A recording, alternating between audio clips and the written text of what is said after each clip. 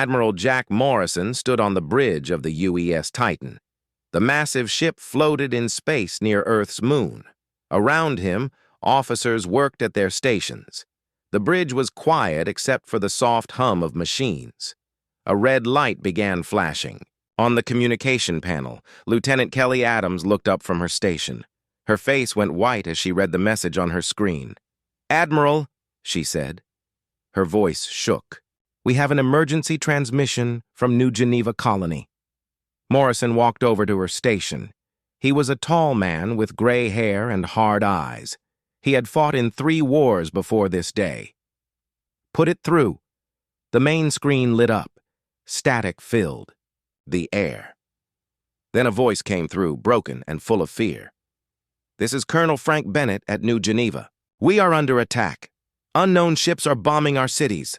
They came without warning. They are not responding to our calls. Please send help immediately." The transmission cut to static. Then it went dead. Morrison felt his blood turn cold. New Geneva was home to over 2 million people. It was one of humanity's biggest colonies outside Earth. "Get me a direct line to Earth Command," Morrison ordered. Another officer, Commander Pete Johnson, worked at his station. "Sir, I'm picking up similar transmissions from the Harmony Station and Blue Ridge Colony." Morrison's hands formed fists. 3 colonies under attack at the same time. This was not random. This was planned. The screen changed. General Carl Hayes appeared. He was sitting in his office on Earth. Behind him, Morrison could see other officers running around. "Jack," Hayes said, "we're getting reports from all 3 outer colonies. They're under heavy attack. The enemy ships appeared without warning." "What? Do we know about the attackers?" Morrison asked. "Nothing good. They're using plasma weapons. They're bombing civilian areas first. No military targets. They want to kill as many people as possible." Morrison felt anger building in his chest. Attacking civilians was against every rule of war. Even the worst human enemies had limits. "Sir," Lieutenant Adams called out, "new transmission coming in from New Geneva."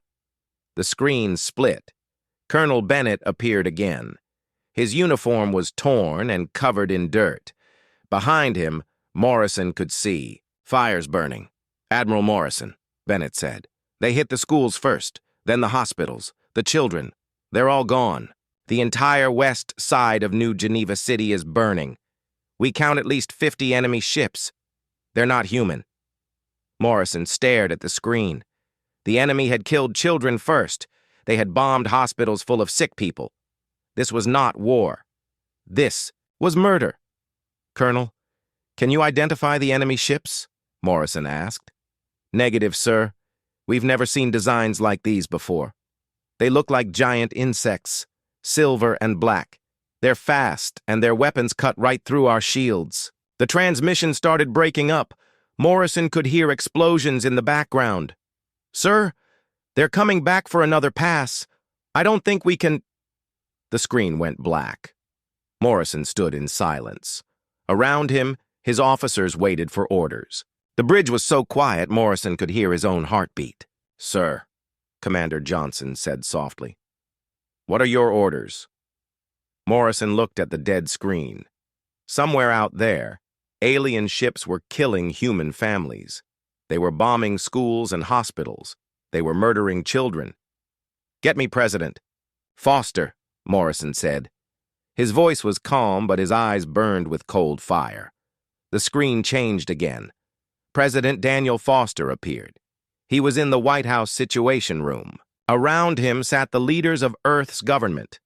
"Mr. President," Morrison said, "we have a situation."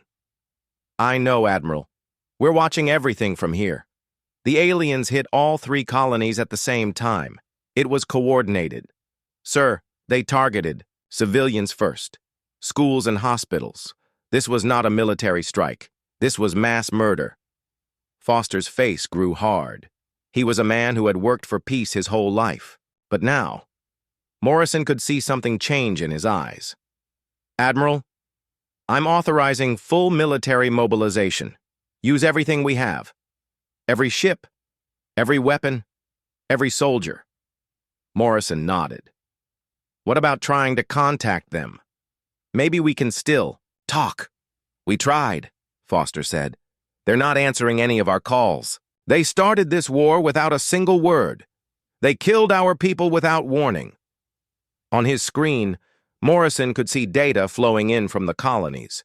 The numbers were bad. Very bad. Mr. President, Morrison said. How bad is it? Foster looked, down at a paper in his hands. New Geneva Colony, 2.3 million dead. Harmony Station, 800,000 dead. Blue Ridge Colony, 1.7 million dead. Morrison felt like he had been hit by a truck. Over 4 million people, dead in a few hours. Men, women, children, old people, sick people, all killed without warning. They have to pay for this, Morrison said quietly. Yes, Foster agreed. They do. Admiral, I'm giving you complete authority. Find these aliens, hunt them down. Show them what happens when they attack human families. Morrison saluted. Yes, sir. The transmission ended. Morrison turned to his officers. Every face on the bridge showed the same thing. Cold anger. Listen up, Morrison said. His voice carried across the bridge. The enemy made a mistake today. They thought we were weak. They thought they could kill our families and we would do nothing. He walked to the center of the bridge. They were wrong. We're going to find them. We're going to hunt them down. And we're going to make them pay for every single life they took. Lieutenant Adams looked up from her station. Sir, what about prisoners? What about mercy? Morrison thought. About the children at New Geneva. He thought about the hospitals full of sick people. He thought about families celebrating harvest festivals when the bombs fell. They showed no mercy to our children, Morrison said. They will get none from us. He turned to Commander Johnson. Send a message to all Earth fleets, full mobilization. Every ship that can fly, every gun that can fire. We're going to war. Johnson nodded and began typing commands. Morrison looked out at the stars through the bridge window. Somewhere out there, the aliens were probably celebrating their easy victory. They thought humans were soft and weak. They were about to learn how wrong they were. The war had begun, and Admiral Jack Morrison would make sure the aliens regretted starting it. Fleet Admiral Susan Blake stood in the command center of Orbital Station Omega. The massive space station floated high above Earth. Through the big windows, she could see ships arriving from all across human space. Blake had been in the military for 30 years. She had never seen so many ships in one place, battleships as long as city blocks, fast destroyers with guns that could punch holes in planets, carrier ships full of fighter craft, and the new supercarriers that had never been tested in real combat. Ma'am, Captain Roy Davis said as he walked up to her, the Jupiter fleet just arrived. That makes 47 battle groups total. Blake nodded. 47 battle groups meant over 800 ships. It was the largest fleet humanity had ever put together. What about the Marines? Blake asked. All ready, ma'am. Commander Rodriguez has his people loaded and ready to go. Blake looked at the data on her screen. Every number told the same story. Humanity was going to war with everything it had. The lower levels of the station, Commander Tony Rodriguez walked through the Marine barracks. Around him, soldiers checked their weapons and armor. These were not regular Marines. These were volunteers who had lost family in the alien attacks. Rodriguez stopped at one group of Marines. Sergeant Bill Murphy was showing his squad how to use the new plasma rifles. Listen up, Murphy said to his men. These weapons will cut through alien armor like paper, but remember, we want to make this personal. They killed our families. We kill them. Private Jake Collins looked up from his rifle. His wife and 2 kids had been on New Geneva Colony. Sergeant, what if they try to surrender? Murphy's face grew hard. Orders are clear. No prisoners. No mercy. They didn't give our families a chance to surrender. Rodriguez nodded and moved on. The Marines were ready. They wanted revenge for their dead families. In another part of the station, Dr. Helen Carter worked in her lab. She was the head of the Weapons Development Division. Around her, scientists and engineers put the finishing touches on humanity's newest weapons. "Doctor," her assistant, Professor Jim Watson, called out, "the new plasma cannons are ready for installation." Carter looked at the massive weapons. They were 3 times bigger than anything humans had built before. Each cannon could destroy a city with one shot. "What about the antimatter torpedoes?" Carter asked. "Ready as well. Each torpedo has enough power to crack a moon in half." Carter felt a chill run down her back. These weapons were designed to defend human planets. Now they would be used to attack alien worlds. "Doctor," Watson said quietly, "are we sure about this? These weapons could kill millions." Carter thought about the children who died on New Geneva. She thought about the hospitals full of sick people that the aliens had bombed. "They started this war," she said. "They chose to target civilians. Now they get to see what human weapons can do." Back in the command center, Admiral Blake watched as more ships arrived. Each ship represented hundreds of human lives dedicated to one goal: making the aliens pay. "Ma'am," Captain Davis said, "Admiral Morrison is requesting permission to come aboard." "Send him up." A few minutes later, Admiral Morrison walked into the command center. Blake could see the anger in his eyes. The man had watched the alien attacks happen. He had seen the reports from the colonies. "Susan," Morrison said, "how are we looking?" "Good. Real good. We have more firepower here than the rest of the galaxy combined." Morrison nodded. "Intelligence reports say the aliens call themselves the Zephyrian Empire. They think humans are weak because we try to talk before we fight." "They're about to learn different," Blake said. Morrison walked to the big window. Outside, he could see human ships as far as the eye could see. Battleships with guns that could level mountains. Destroyers that moved faster than lightning. Carriers full of fighters ready to swarm enemy ships. "How long before we're ready to move?" Morrison asked. 6 hours. Every ship will be armed and fueled. Every Marine will be ready for combat." Morrison smiled, but it was not a happy smile. It was the smile of a predator ready to hunt. "Good.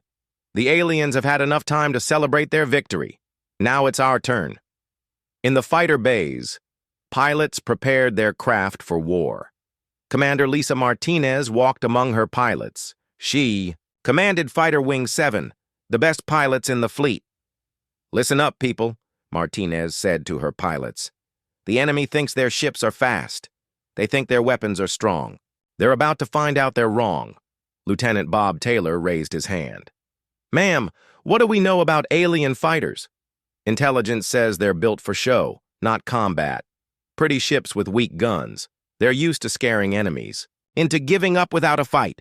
"Not this time," Taylor said. "No, not this time. This time they meet human pilots, and human pilots don't run from a fight." The pilots cheered. They were ready to show the aliens what human fighters could do.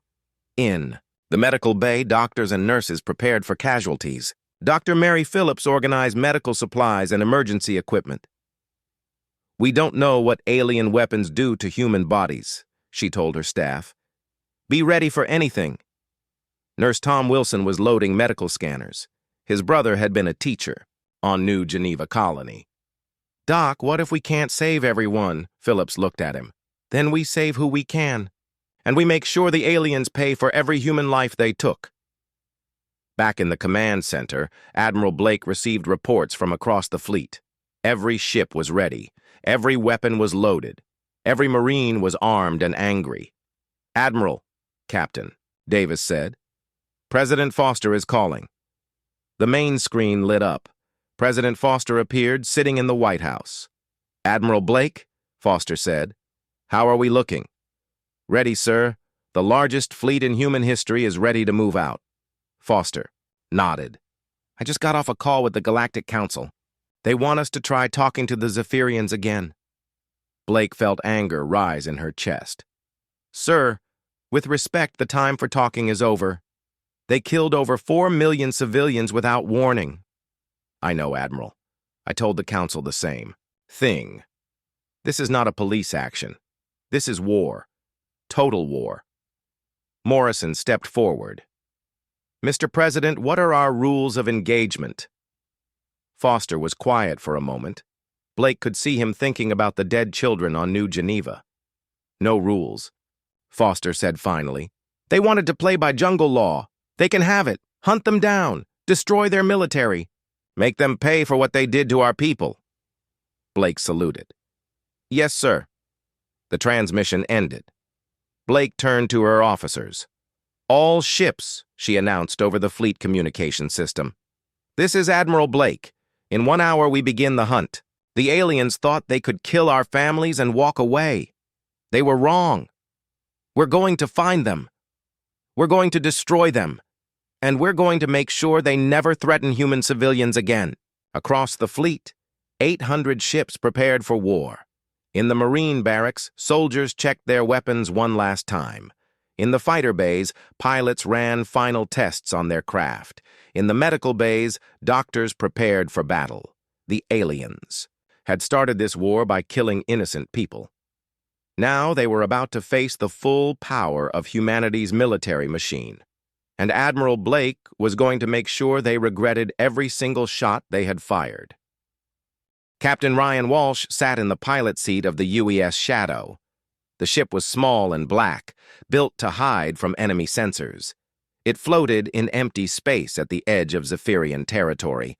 Walsh had been running spy missions for 10 years. He had never hunted aliens before, but after seeing the pictures from New Geneva Colony, he wanted to find these Zephyrians and help kill every last one of them. Captain, Lieutenant Eric Stone called from the sensor station. I'm picking up alien ship. Movement's 3 systems ahead. Walsh looked at his screen. Red dots showed enemy ships moving between planets. The aliens were acting like they owned this part of space now. How many ships? Walsh asked. Looks like a patrol group. Maybe 6 ships total. Walsh smiled. 6 ships was perfect. Enough to get good intelligence, but not enough to be dangerous if they were spotted. Take us in, stay hidden. I want to know everything about these aliens. The Shadow moved forward through space. Its special hull made it invisible to most sensors. The ship had been designed to spy on human enemies. Now it would spy on aliens. As they got closer, Walsh could see the alien ships clearly. They looked like giant insects made of silver metal, long and thin, with weapons that stuck out like bug legs. Ugly things, Stone said. Ugly and deadly, Walsh replied. Record everything. Ship designs, weapon types, speed, everything. The Shadow followed the alien patrol for 6 hours. Walsh watched and learned. The alien ships were fast, but they flew in straight lines. They did not change course or watch for enemies. They acted like they were safe. They're not very careful, Stone observed. No, they think they won the war already. That's going to be their mistake. Walsh opened a communication channel to Earth. The message would take hours to reach Admiral Morrison, but the intelligence was worth it. Command, this is Shadow. Have made contact with enemy patrol. Ships are fast but predictable. They show no tactical awareness. Sending full sensor data now. Meanwhile, deeper in Zephyrian space, Intelligence Officer Karen Johnson sat in a hidden listening post on a dead moon. Her job was to intercept alien communications and figure out what they were planning. Johnson had been listening to alien radio signals for 3 days. She was starting to understand their language. What she heard made her sick with anger. The aliens called humans soft shells.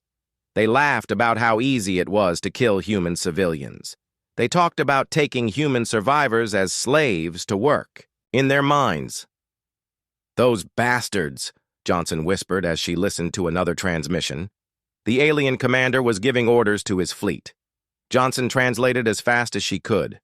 Continue harvesting operations in former human space. Take any survivors for labor camps.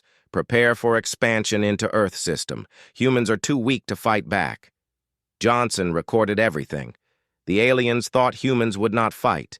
They thought the war was already over. They were making plans to invade Earth itself. She opened a secure channel to Earth Command. Priority message for Admiral Morrison. Aliens planning invasion of Earth system. They believe humans are defeated. They are taking human survivors as slaves. Full translation data attached.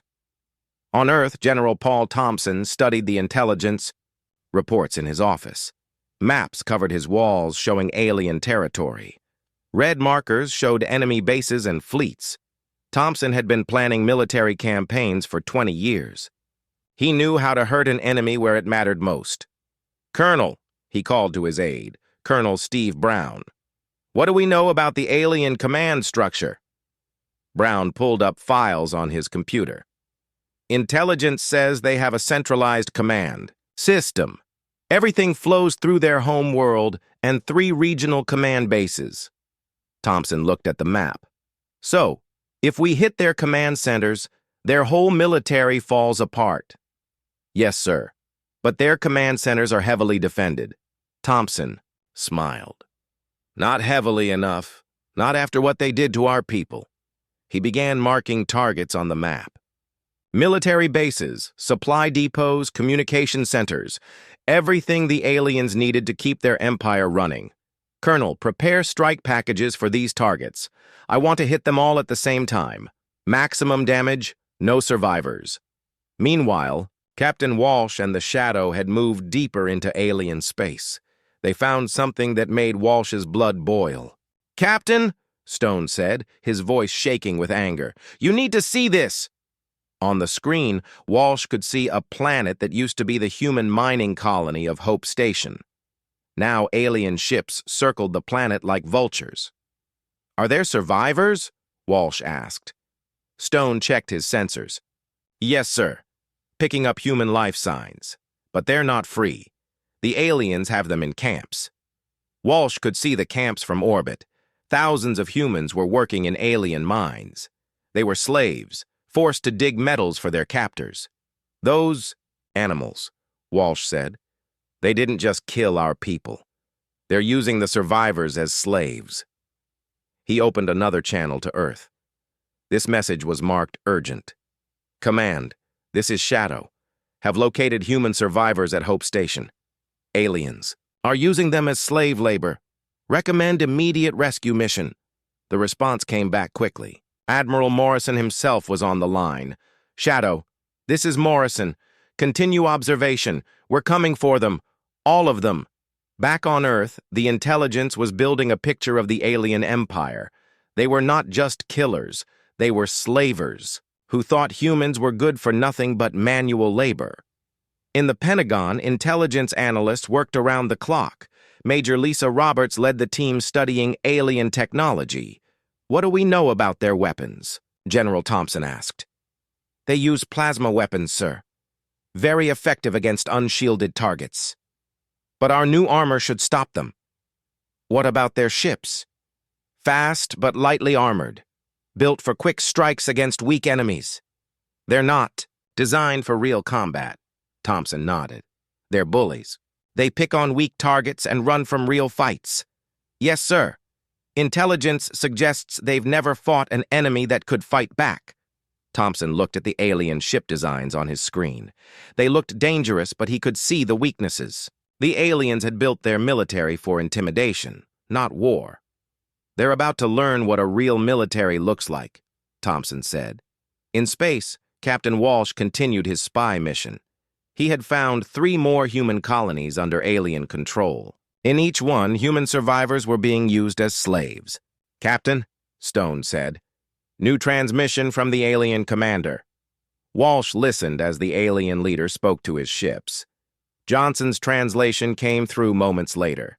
"Human resistance is broken. Begin Phase 2 operations. Prepare for assault. On Earth system, humans are soft and weak. They will surrender when they see our fleet." Walsh felt rage build in his chest. The aliens thought humans were cowards. They thought the war was over. "Stone, plot a course back to Earth. We have enough intelligence." "Yes, sir. What about the human slaves?" Walsh looked at the planet below. Thousands of his people were down, there, working in alien mines. But he could not save them alone. "We'll be back for them, with the entire fleet." The Shadow turned and headed back toward human space. Behind them, the aliens continued their victory celebrations. They had no idea that humanity's largest fleet was already on its way. As the ship jumped to hyperspace, Walsh thought about the intelligence they had gathered. The aliens were overconfident. They thought humans were defeated. They had spread. Their forces thin across captured territory. All of this information would help Admiral Morrison plan his attack. The aliens thought they knew humans. They thought humans were weak and would not fight back. They were about to learn how wrong they were. And every human slave in alien camps would be free again. The aliens had made their biggest mistake when they attacked human families. Now they would pay the price for that mistake. Captain Walsh and his crew headed home with the intelligence that would help destroy the Zephyrian Empire once and for all. The human fleet dropped out of hyperspace at the edge of the Kepler system. 800 ships appeared in perfect formation, their weapons already charging for battle. Admiral Morrison stood on the bridge of the UES Titan, looking at the tactical display. The Kepler system had been a human mining operation before the aliens attacked. Now, Zephyrian ships swarmed around the planets like insects. "Sensor report," Morrison ordered. 37 enemy ships, sir," Lieutenant Adams reported. "They're harvesting resources from our mining stations. No sign they've detected us yet."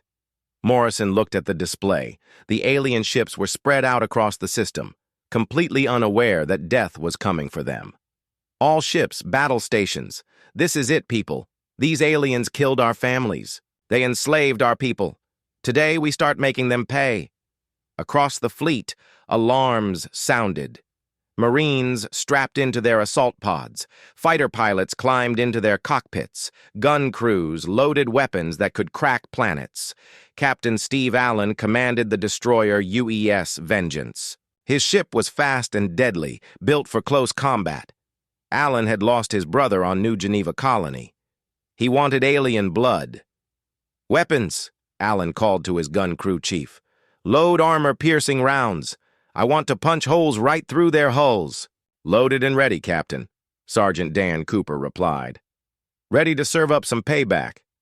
Allen smiled. It was not a nice smile. "Target the nearest enemy cruiser. When I give the word, blow it apart." Throughout the fleet, similar scenes played out. Every captain had lost someone in the alien attacks. Every crew member wanted revenge. The humans were not just fighting for victory, they were fighting for justice. "Admiral," Commander Johnson reported. "All ships report ready for combat." Morrison nodded. He opened a channel to the entire fleet. "This is Admiral Morrison. For 3 days we have mourned our dead. Today, we avenge them. The enemy thinks we are weak. They think we will not fight back. Show them how wrong they are." He paused, looking at the alien ships on his screen. "Remember New Geneva. Remember our children. No quarter, no mercy, attack." The human fleet surged forward like a tidal wave of metal and fire. The lead ships opened fire at maximum range, their weapons reaching across space to touch alien hulls. Captain Allen's destroyer was in the first wave. His railguns spoke with thunder, sending metal slugs at incredible speed toward an alien cruiser. The enemy ship never saw it coming. One moment it was peacefully mining human asteroids. The next moment, Allen's shells tore through its hull like paper. The alien ship broke in half and exploded. "Target destroyed," Cooper reported with satisfaction. "Picking new target." All around the system, alien ships died in the first few minutes. The humans had caught them completely by surprise. Most alien ships never even got their weapons online before they were destroyed. Commander Janet Price led Fighter Squadron 12 off the carrier UES Retribution. Her fighter was small and fast, armed with plasma missiles that could punch through alien armor. "Squadron, follow my lead," Price ordered, as her fighters dove toward a group of alien ships. "Remember, these are the bastards who killed our kids." Her missiles found their target, an alien destroyer that was trying to run. The ship vanished in a ball of fire. Around her, other fighters were hunting down fleeing aliens. "No one escapes," Price told her pilots. "Not one alien leaves this system alive." The alien fleet commander tried to organize his ships for a counterattack. But the humans were everywhere. striking from all directions at once. His ships were designed to scare weak enemies, not fight a real military force. "All ships, retreat to defensive positions," the alien commander ordered. But it was too late. Human ships cut off every escape route. Admiral Morrison watched the battle from his command center. The tactical display showed alien ships dying one by one. His people were fighting with deadly efficiency. "Sir," Lieutenant Adams reported, "enemy flagship is trying to escape toward the outer system." Morrison's eyes went cold. "Captain Henderson, take your battle group and cut them off. I want that flagship destroyed." Captain Bob Henderson commanded the heavy cruiser UES Thunder. His ship was slow but carried the biggest guns in the fleet. "Understood, Admiral. Thunder moving to intercept." Henderson's ship moved to block the alien flagship's escape route. The enemy ship was larger than his cruiser, but Henderson was not worried. Human weapons were better. "Fire," Henderson ordered. Thunder's main guns lit up space with their energy beams. The alien flagship's shields collapsed instantly. Henderson's second salvo tore through the enemy hull. The alien commander tried one last desperate move. He aimed his ship directly at Thunder, hoping to ram Henderson's cruiser. Henderson saw it coming. "All power to forward shields! Brace for impact!" But the alien ship never made it. Thunder's guns tore it apart before it could close the distance. The enemy flagship exploded in a bright flash of light. "Target destroyed, Admiral," Henderson reported. "No survivors." Morrison nodded with satisfaction. That was one alien commander who would never threaten human families again. The battle was turning into a massacre. The aliens had expected to face terrified humans begging for mercy. Instead, they found themselves fighting trained killers who showed no mercy at all. Major Tony Rodriguez led Marine Squad 7 in an assault on an alien mining station. The station was built into an asteroid and defended by alien soldiers. "Remember," Rodriguez told his Marines as their drop pods approached the station, "these aliens killed our families. Show them what happens when you mess with humans." The Marine assault was brutal and quick. The aliens had never faced human soldiers before. They were not ready for the fury that came down on them. Private Jake Collins found himself face to face with an alien soldier. The creature was tall and thin, with silver skin and black eyes. It raised a weapon toward Collins. Collins was faster. His plasma rifle burned a hole through the alien's chest. As the creature fell, Collins thought about his wife and kids who had died on New Geneva. "That was for Lisa and the kids," Collins said quietly. The Marines cleared the station in 20 minutes. Every alien was dead. Every human who had been enslaved was free. "Station secured," Rodriguez reported to Admiral Morrison. "All human prisoners rescued. No alien survivors." "Well done, Major. Move to the next target." Across the Kepler system, the pattern repeated. Human ships destroyed alien vessels. Human Marines freed human slaves. Not one alien escaped to tell their empire what had happened. Captain Price's fighters hunted down the last few alien ships trying to flee into deep space. Her missiles found them one by one. Soon, the only things left in space were expanding clouds of debris. "All enemy contacts destroyed," Price reported. "System is clear." Admiral Morrison looked at his tactical display. Where 37 alien ships had been an hour ago, now there was nothing but wreckage. "Casualty report," Morrison ordered. 2 destroyers damaged, sir. No human ships lost.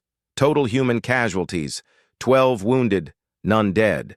Morrison allowed himself a small smile. The aliens had lost an entire fleet and killed 0 humans in return. It was a good start. "Communications," Morrison called. "Send a message to Earth Command. Kepler system liberated. All alien forces destroyed. All human prisoners freed. No human casualties." He paused, thinking about the next phase of the war. "Also inform them that we're moving to the next target. We have 36 more systems to liberate." The human fleet began moving toward their next objective. Behind them, the wreckage of the alien fleet drifted in space. The Zephyrians had learned their first lesson about fighting humans. They would not live long enough to learn many more. Admiral Morrison stood at his command station, watching his ships form up for the next jump. The aliens thought humans were soft and weak. They thought the war was over. Morrison was going to show them that the war had just begun. And before it was over, every alien who had attacked human civilians would be dead. The human fleet jumped to hyperspace, heading for their next target. Justice was coming to the Zephyrian Empire, and it carried very big guns. Fleet Admiral Susan Blake stood in the war room at Orbital Station Omega. Around her, holographic displays showed 12 different star systems. In each system, human fleets were attacking alien positions. The plan was simple and brutal. Blake had divided the human fleet into 12 attack groups. Each group would hit a different alien system at exactly the same time. The aliens would not have time to warn each other or send help. "Status report," Blake ordered. Captain Davis pointed to the displays.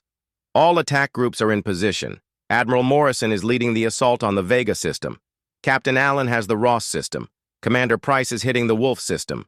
Blake nodded. The aliens were about to learn what it meant to fight humanity when humanity was truly angry.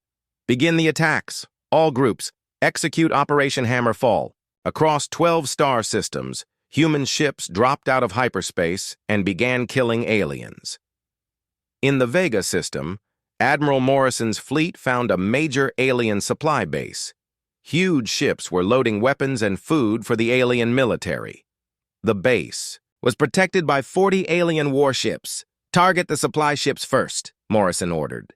"Cut off their supplies and their military starves." The human attack was perfectly coordinated. Destroyers hit the alien supply ships while cruisers engaged the enemy warships. Fighter squadrons swept in to finish off anything that tried to escape. Captain Steve Allen was commanding the destroyer UES Vengeance in the attack. His ship's guns found an alien supply vessel loaded with food for alien troops. "Fire!" Allen ordered. His shells tore through the supply ship's hull. The ship exploded, sending food containers spinning into space. That food would never reach alien. "Soldiers. Next target," Allen said with satisfaction. Around him, other human ships were destroying alien supply vessels one by one. The aliens tried to fight back, but they were caught off guard. Their ships were spread out, trying to protect too many targets at once. Meanwhile, in the Ross system, Captain Henderson led an attack on an alien communications base. The base was built on a moon and defended by orbital platforms. "Colonel Peters," Henderson called to his Marine commander, "those platforms need to go." Colonel Mike Peters commanded the orbital bombardment Marines. His job was to destroy enemy positions from space. "Roger that, Captain. Preparing antimatter charges." Peters' Marines loaded special bombs into drop pods. Each bomb carried enough power to destroy a city. The pods launched toward the alien platforms. The aliens tried to shoot down the pods, but human technology was better. The pods made it through the alien defenses and exploded with tremendous force. The orbital platforms vanished in balls of white fire. The alien moon base was now defenseless. "Marines, prepare for ground assault," Peters ordered. "Drop pods carrying." Human soldiers launched toward the moon. The aliens on the surface tried to prepare defenses, but it was too late. The Marines hit the alien base like a hammer. Sergeant Murphy led his squad through the alien communications center, killing every alien they found. "Remember New Geneva," Murphy shouted as his plasma rifle burned down alien soldiers. The aliens had never faced human Marines in ground combat. They were not prepared for the fury and skill of human soldiers. The base fell in 30 minutes. Communication. "Base destroyed," Peters reported. "All alien personnel eliminated." In the Wolf system, Commander Janet Price led her fighters against an alien training facility. Young alien pilots were learning to fly combat missions. Price looked at the facility through her fighters' sensors. The aliens were training new pilots to attack more human colonies. "All squadrons attack formation," Price ordered. "Destroy everything. We end their pilot training program today." Human fighters swept down on the alien facility like a swarm of angry hornets. The alien training ships were slow and weak. designed for students, not combat. Price's plasma missiles found the alien academy building. The structure collapsed in flames. Any alien who might have become a pilot was now dead. Target destroyed, Price reported. Their pilot training program is finished. Back at Orbital Station Omega, Admiral Blake watched the battle reports come in. Every attack was succeeding. The aliens were being hit in 12 places at once and could not respond. "Admiral," Captain Davis reported, "we're getting communications from the aliens. They're trying to coordinate a response." Blake looked at the intercepted alien messages. The enemy commanders were panicking. They had never faced an attack this large and coordinated. "What are they saying?" Blake asked. "They're calling for help from their reserve fleets, but their reserves are too far away. They can't get help to any of the battle zones in time." Blake smiled. That had been the plan. Hit them fast, hit them hard, hit them everywhere at once. Give them no time to think or organize. Keep monitoring their communications. I want to know if they try anything desperate. In the Tau system, Lieutenant Commander Amy Harrison commanded the stealth ship UES Hunter. Her job was to find and destroy alien supply convoys. Harrison's ship was built to hunt. It had the best sensors in the fleet and weapons designed to kill fast-moving targets. "Contact," her sensor officer reported. "Alien convoy. 6 ships, carrying supplies to their frontier bases." Harrison looked at her display. The alien ships were loaded with weapons and ammunition. If those supplies reached alien military bases, human soldiers would face stronger resistance. "All stop. Prepare for attack. We kill them all." The Hunter moved into position above the alien convoy. The enemy ships had no idea death was waiting for them. "Fire," Harrison ordered. Her ship's weapons reached out and touched the first alien supply ship. The vessel exploded, taking its cargo of weapons with it. The other alien ships tried to run, but Harrison's ship was faster. One by one, her weapons found them. Soon, all 6 ships were expanding clouds of debris. "Convoy destroyed," Harrison reported. "No supplies will reach their frontier bases." The systematic destruction continued across all 12 systems. Human forces were winning every battle, destroying every target, killing every alien they found. Colonel Peters led another marine assault, this time on an alien weapons factory. The facility was producing the plasma weapons that had killed human civilians.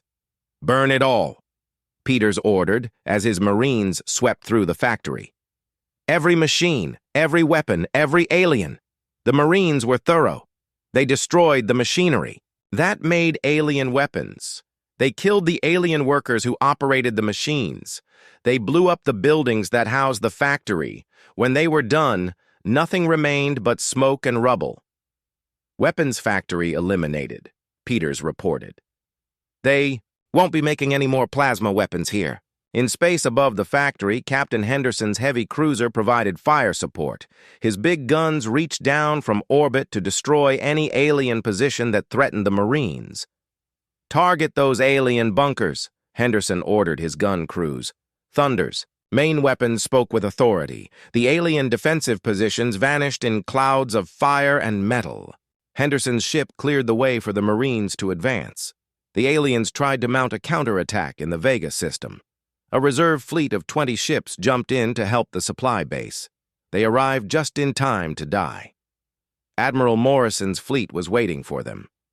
The moment the alien ships appeared, human weapons opened fire. "All ships, concentrate fire on the enemy reinforcements," Morrison ordered. "Show them what happens when they come to help their friends."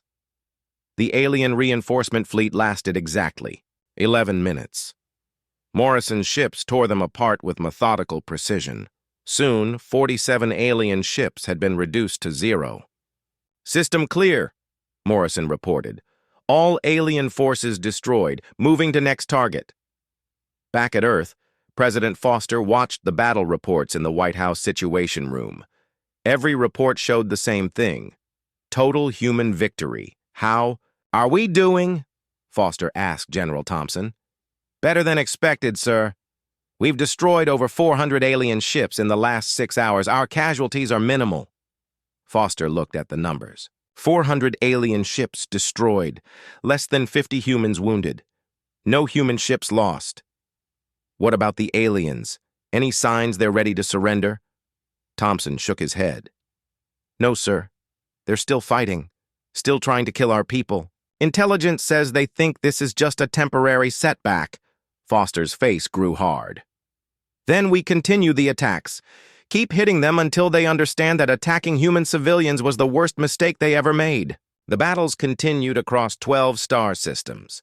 Human forces destroyed alien bases, liberated human prisoners, and killed every alien soldier they could find. By the end of the day, the Zephyrian Empire had lost over 600 ships and dozens of military installations. Their supply lines were cut. Their communications were disrupted. Their training facilities were destroyed. The aliens finally understood that they were not fighting scared civilians. They were fighting the most dangerous military force in the galaxy, but it was too late for understanding. The human war machine was fully engaged now, and it would not stop until every alien who had attacked human families was dead. Admiral Blake looked at the final battle reports. 12 systems attacked, 12 systems liberated, every human prisoner freed, every alien military installation destroyed. Prepare for Phase 2, Blake ordered. Time to hit their main fleet bases. The war was just getting started, and the aliens were already losing.